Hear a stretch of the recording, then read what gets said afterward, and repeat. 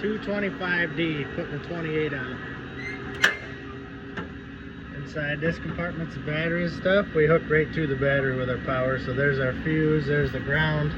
Here's the switch that we could shut the joystick off with. Diode trees mounted there. Up here, we took the factory joystick off, put our joystick in.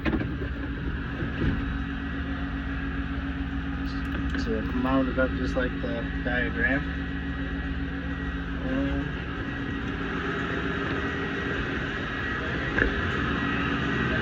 Down here we weld on the box. I like to mount it a couple inches from that link arm when it's rolled all the way back in. So weld the box right to the stick. It has all the shutoffs and electrical, all that stuff in it. This one had a thumb, so we did some different stuff than what we normally do. Normally we run all down one side with the hoses.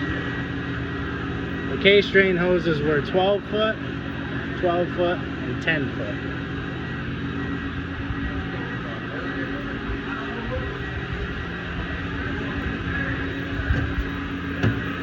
So you just run your wire and stuff right down the boom, follow it back down into here. And on this one we hooked the K-strain right into the tank port. There's a bulkhead here with an extra port.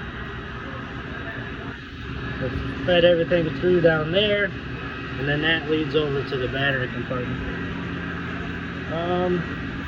And then these are our pilot valves here to run the auxiliary with. We just unplug our wires and unplug their wires and plug ours into them. And it's turnkey, ready to go.